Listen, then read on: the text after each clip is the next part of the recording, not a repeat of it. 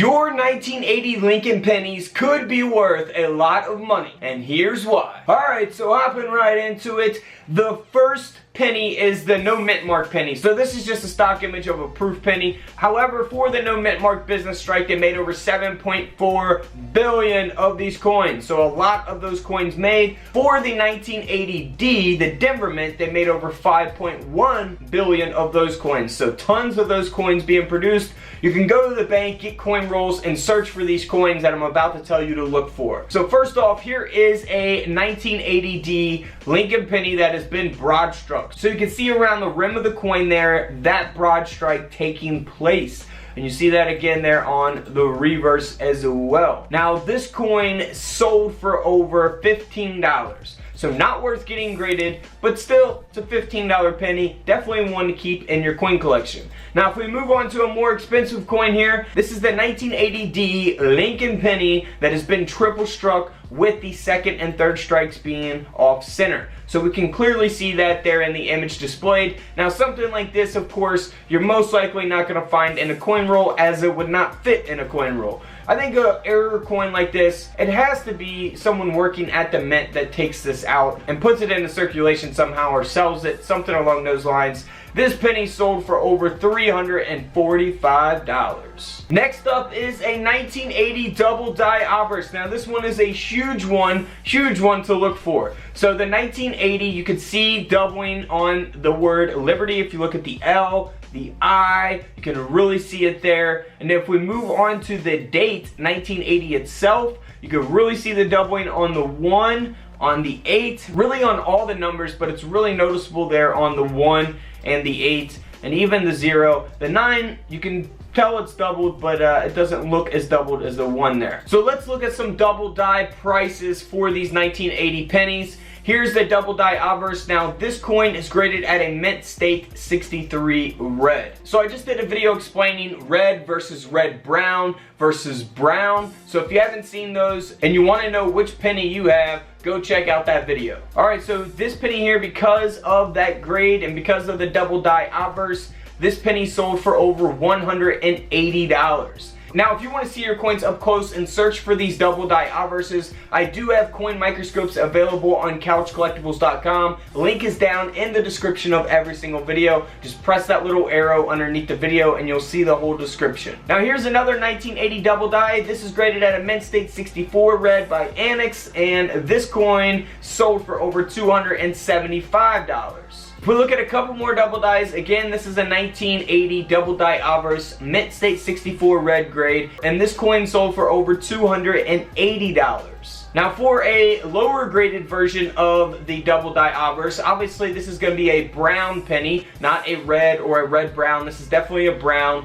so it's not going to sell for as much because of the grade, of course, as well. It's graded at about uncirculated 55, and this coin sold for a little over $40. So we go from a $40 coin to nearly a $300 coin just because of the grade, which is pretty much the condition of the coin. Now if we move on to a 1980D that was struck through grease, we can see here on the obverse of the coin, you see that the phrase "In God We Trust," most of that phrase is all the way wiped out, as well as the word Liberty and the date. So it's like faded out, and that is because the coin has been struck through grease. Now this coin here is sold for a little over $25. Now if it were to have a higher grade, I would imagine that it could sell for a little bit more money. Moving on to a 1980D. Now this is actually not a plated coin. So a lot of these coins are fake out there. They're plated and they look like they're silver. However, this 1980D was actually struck on a 93% silver planchet. It weighs 2.4 grams. And because of that error, this coin sold for over $2,000. That's right, a $2,000 1980 Lincoln penny. Oh yeah, we missed one more double die. Now this is the 1980 that is graded at a mint state 65, and it's graded at a red-brown penny with that double die, and this coin sold for over $700. Now for a double denomination, one of my favorite type of error coins, this coin was struck on a Roosevelt dime. So a 1980 penny struck on a Roosevelt dime. So we see the design of the Roosevelt dime along with the Lincoln penny design. And this coin sold for over $1,000. A $1,000 error coin. For the 1980 no mint mark high grade, this is graded at a mint state 67 red, so that is what gives the coin all of its value. The coin grading scale only goes up to 70. This is at a 67. That's why the coin is valuable, and that's why this penny sold for over $2,000. Now check out the rest of these pennies that you should always be on the lookout for in your pocket change. So this is a 1971 D, a Denver minted Lincoln cent, and what gives this coin value is that it is an over polished die.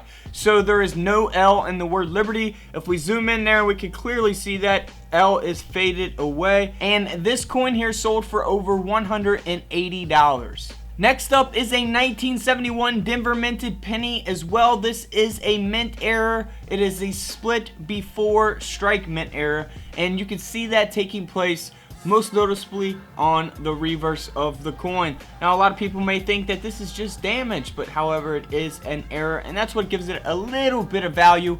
Probably not worth getting graded. Probably costs more to get graded than it would be actually worth, depending on the condition of the coin. So if you find something like this, maybe just find a case to put it in or something. This thing here only sold for about $20. But hey, it's 1 cent, turning it into $20. I think that's pretty good profit. Next up is a 1971 D Lincoln cent. Now this penny is double struck with a rotated in collar. So if we zoom in here to the front of the coin, and you go from Lincoln's face and go directly down, you will see another date stamped on there, right there on Lincoln's chest, which is crazy. That's an awesome error. I would love to come across something like this. If we look here on the reverse of the coin, you can see the Lincoln Memorial building going through another building, and E Pluribus Unum is totally faded out on the right hand side. Man, that is really awesome. And that's why this coin here sold for over $150. Moving on to another 1971, we actually gave away some of these for the giveaway at 20,000 subscribers.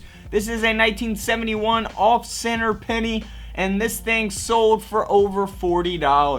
Now I know I've covered this penny here in a previous video. This is struck on a 10-cent planchet. So what that means is that this penny was struck on a dime planchet, meaning that a dime design was supposed to be on this coin, not a penny design. Of course, that's what's going to give it value, and that's why this thing sold for over $330. Now this next one is interesting. This is a 1971 D penny that is struck on a thick planchet. So I would assume the best way to find an error like this would be to weigh your pennies. Now this thing here sold for over $115. Also, just a coin to look out for, guys, is the 1971 double die. Here's an image that shows an example of a 1971 double die. You can see doubling taking place on the date and the lettering on the coin. So make sure you guys always watch out for that. Like I said, get you a cheap coin microscope and you guys will be able to find these type of errors. Next up is just a really high graded coin. Probably not going to find something like this in pocket change,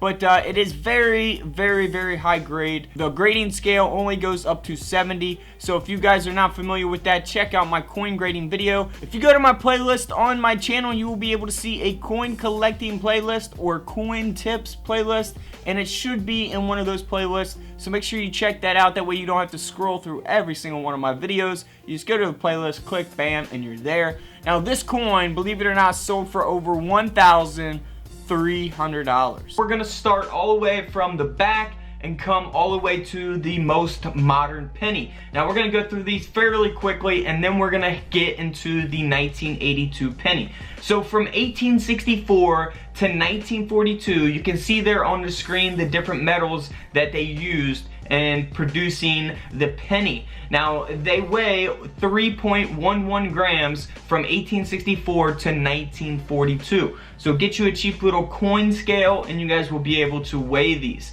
Now for the 1943 steel penny, this is in zinc coated steel, so it weighs 2.72 grams. So if you guys got any of those fake 1943 counterfeits, I guess you could say, where you know they make it look like it's a copper penny but it's really not, make sure you guys weigh it. If it weighs 2.72 grams, then it is actually a steel penny.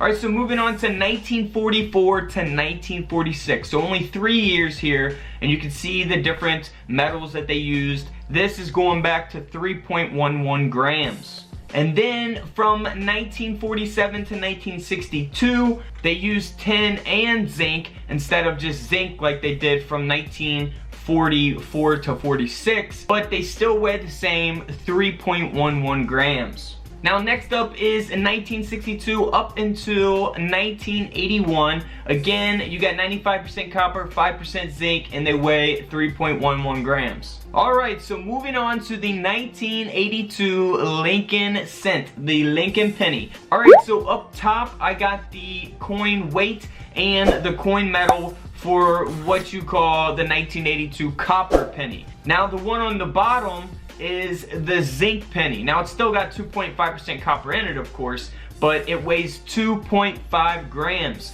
So there at the bottom of the image you will see that the zinc penny, 97.5% zinc, and it weighs 2.5 grams. So that's how you tell the difference. Get a cheap little coin scale. One's gonna weigh 2.5, the copper's gonna weigh 3.1. Now that's not it, because there are a lot of 1982 pennies. So here's a list if you guys want to pause the video and read through it. 1982 large date copper, and then it goes through all the small dates, and then the Denver minted large dates and small dates, and it tells you the different metals that are in those coins. Alright, so moving on to the small date versus large date 1982 penny. Now we've covered this in the past. I've actually got another video about copper versus zinc. Don't know if I went this far in depth, but be sure to go check that video out after this one. This is the 1982 penny, small date versus large date. You can see the big difference here is really on the 2 in 1982. So if you look at the top one, small date, you can see how that 2 kind of like curves down and then goes to the right. And then there on the large date, you can see the 2 just goes straight down and then it takes it to the right. So get you a cheap little coin USB microscope, and that will help you tell the difference of which 1982 penny you actually have. You know what to do. Don't forget to subscribe in the middle. Check out the videos to the left of me. And until tomorrow, I will see you all in the comment section below. This is Couch Collectibles, and this is where I disappear.